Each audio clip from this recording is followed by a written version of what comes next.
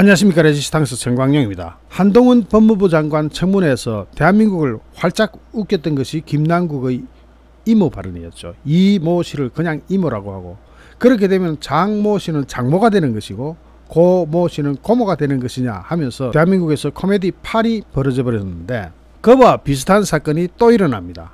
고용노동부가 최근 주 52시간제 유연화 방침을 밝혔죠.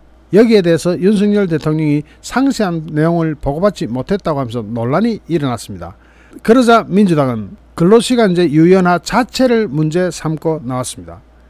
논란이 커지자 대통령실은 정부 방침으로 확정된 게 아니다 하면서도 업종별, 기업 규모별 근로시간제 유연화는 윤석열 대통령의 공약인 만큼 조만간 마련하겠다고 밝혔습니다. 국민의힘은 민주당을 향해서 외딴 섬 세계관에 갇혀있다, 세계관 자체가 완전히 갈라파고스다 하면서 근로시간제 유연화 추진에 힘을 보태려고 했습니다.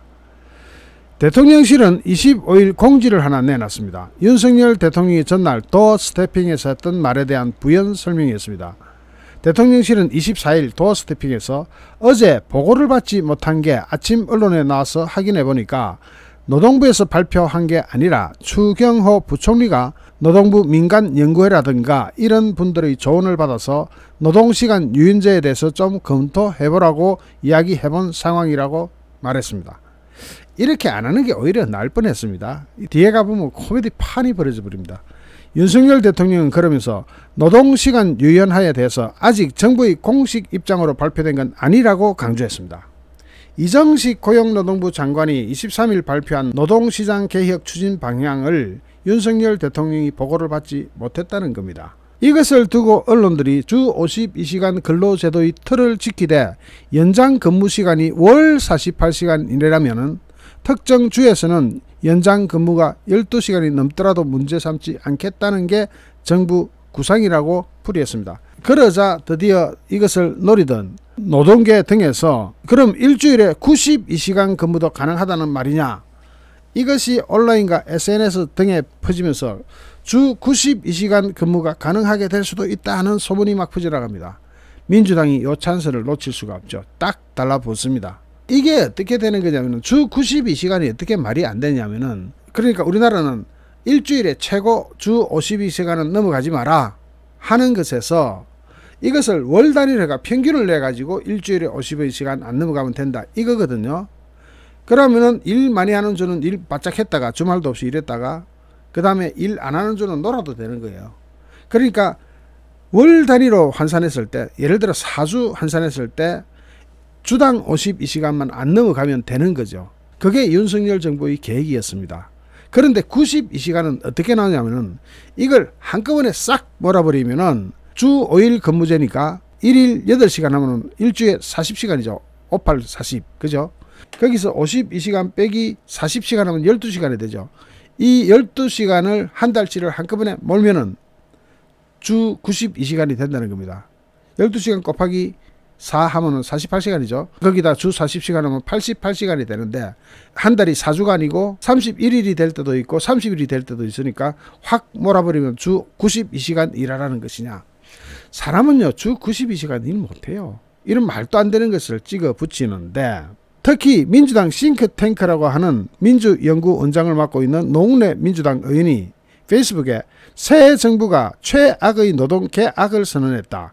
이정식 장관이 발표한 노동시장 개혁 추진 방향은 수십 년간 민주당과 노동계가 어렵게 쟁취해온 노동자의 권리를 한순간에 무너뜨릴 개악 정책이라면서 한마디로 주 52시간 근로제를 무력화하겠다는 뜻이다. 이건요 정말로 무식한 거예요. 다른 변명이 필요가 없어요. 구글에서 세계의 근로시간을 탁 두드려보면 한 방에 톡 튀어나오는데, 영어를 못하는 것도 아니고, 영어를 못한다면 요즘 번역기 너무 좋으니까 한번 번역기 돌려봐도 되는데 아예 조사도 안 해봤다는 뜻이 됩니다. 어쨌든 민주당과 일각의 주장처럼 주 92시간을 근무할 경우에 5일 기준으로 하루 19시간 일해야 되는데, 하루 19시간을 어떻게 일합니까? 잠은 안 자고 밥은 안 먹습니까? 그러니까 말이 안 되는 얘기를 막 찍어 발라가지고 그냥 어거지를 내세웁니다. 주 92시간 근로제다. 그러자 한국개발연구원 KDI 윤희숙 의원이 났습니다. 윤희숙 전 국민의힘 의원은 페이스북을 통해서 세계화를 외친 지 30년이 지난 나라에서 아직도 절해고도가 뭡니까? 망망대해의 외딴섬이죠. 절해고도 세계관에 갇혀있는 거대 야당을 어찌해야 합니까? 하면서 민주당을 보면 한국이 마치 인터넷도 방송도 없는 외딴섬 같다면서 지난 23일 고용부 장관이 발표한 주 52시간 근로제 개편 방안의 핵심은 근로시간을 주 단위로 관리하는 것이 아니라 월 단위로 바꾸자는 건데 그것 가지고 월 단위로 하면 안 된다 하면서 주 92시간 근무라는 말도 안 되는 글도 안 되는 그런 억지 주장을 하고 나섰죠. 그러면서 윤희숙 의원은 전 세계에서 가장 엄격한 노동 규제로 근로자를 보호해 온 것이 유럽의 선진국인데 유럽이 바로 노동법의 선구자죠. 유럽이 세계에서 가장 노동시장이 엄격하잖아요. 유럽을 보면 알지 않느냐. 지금 제가 여기다가 EU 거를 갖다 올려놨습니다. 이게 영어가 어렵지도 않아요. 아주 단순해요. 주당 근로시간 관리는 더 이상 시대와 맞지 않으며 다른 선진국들에 비해 터무니없이 경직되어 있다. 전 세계에서 가장 엄격한 노동 규제로 근로자를 보호한 유럽 선진국인 유럽연합마저도 EU마저도 4개월 단위로 근로시간 평균을 내서 기존 근로시간을 준수한다. 윤석열 정부는 한 달 단위로 잘라서 해보자 했지만 유럽은 이미 4개월 평균을 냅니다. 4개월 평균. 그러니까 넉 달 동안 일하면서 일 바짝 하는 날은 좀 많이 하고 일 안 하는 날은 좀 적게 하고 하면서 해라는 겁니다. 유럽은 넉 달 평균을 해요. 4개월 단위로 평균을 내서 기존 근로시간을 준수하도록 한다 하면서 working hours, reference period, 한국말로 하면 근로시간, 기준시간 이런 것을 구글에 인터넷에서 한 번만 검색해보면 짧게는 4개월, 6개월, 심지어 1년까지 평균을 내서 기존 근로시간을 관리한다는 게 글로벌 스탠다드임을 1초 만에 알 수 있다고 지적합니다. 그래서 이걸 보니까 working hours 나타나 있죠, 여러분. 제 뒤에 나타나 있죠. 제가 모니터가 고장 나가지고 오늘 이런 식으로밖에 안 됩니다. 평상시 같으면 막 탁탁 찍어서 하는데 모니터가 맛이 가버렸어요. 그래서 수리하는 때까지는 당분간 이런 형식으로 옆에 그림을 띄워놓고 하는데 working time and rest라는 부분 한번 보세요. 여러분 보이죠? As an employer, you must ensure that your staff does not work more than 48 hours per week on average, including overtime, over a reference period of up to 4 months. 4개월 평균을 해서 일주일에 48시간을 초과할 수 없다. 이렇게 됩니다. 그쪽에서는 4개월. 그러니까 4개월을 평균하는데 우리는 1개월 평균하자는 것도 무식해가지고 말귀를 못 알아들으니까 주 92시간 근로다. 이런 어거지 소리를 하고 있는 겁니다. 윤희숙 전 의원은 이정식 고용부 장관의 발표가 나온 지 하루도 지나지 않아서 52시간제 무력화라는 어처구니 없는 민노총 표현이 여러 언론에 퍼졌을 뿐만 아니라 거대 야당까지 이를 되풀이하고 있다면서 불필요한 논란이 야기되는 것은 우려스럽다. 신중하고 미래지향적인 사회적 관심이 필요하다고 충고했습니다. 자, 여기서 보면 민주당과 민노총은 또 이모씨라고 하니까 그냥 이모라고 갖다 붙이고 그런 것과 똑같은 실수라고 할까?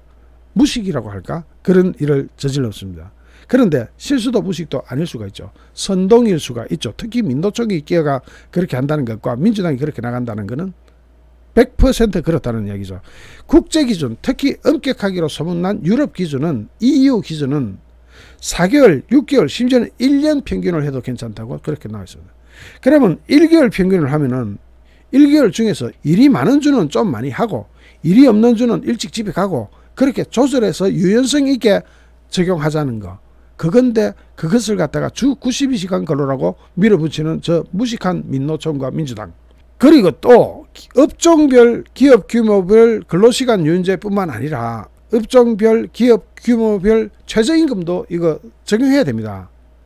아니 잘 나가는 대기업은 최저임금 그 정도는 줘라 할 수 있어요. 그런데 골목식당 같이 어려운 데는 최저임금 너무 올려놓으면 그냥 파산하는 수밖에 없어요. 이런 경우 민노총이나 민주당이나 지나치게 경직된 사고방식을 지금쯤 버려야 됩니다. 그렇지 않으면 앞으로 다가올 저 불경기, 인플레이션 더 심하게 나가면 리세션, 경기 침체 이 상황 어떻게 넘어가려고 저렇게 최저임금제를 또 올리려고 난리를 부립니까? 쉽게 말해서 골목식당 같은 데는 최저임금 적용을 한 5년 정도 유예한다든지 또는 걸렸다 하더라도 종업원 규모가 작은 골목식당 같은 경우에는 경고나 계도 차원의 교육 정도로 말아버려야지 그걸 형사처벌하겠다는 것은 대한민국 국민 전체를 전과자를 만들겠다는 것과 다름없습니다. 국가 경쟁력이 올라간다는 말과 같습니다. 그리고 이렇게 무식하게 주 52시간 근무를 한 달 평균회가 적용하겠다 하니까 주 92시간제냐 이렇게 나오는 저 무모함, 저 대책 없는 선동, 이런 거는 이제 우리나라 사회에서 사라져야 될 것 같습니다. 윤석열 정부가 추진하고 있는 것은 그래도 대한민국 경제를 생각해서 하는 겁니다. 민주당이나 민노총 저희들이 주장하는 것은 그대로 문재인 시즌2입니다.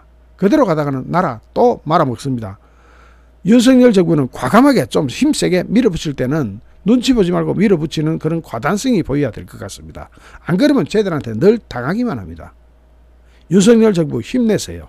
잠시 후 또 다른 주제로 여러분을 찾아뵙겠습니다. 시청해주신 여러분께 진심으로 감사드립니다. 여러분 고맙습니다.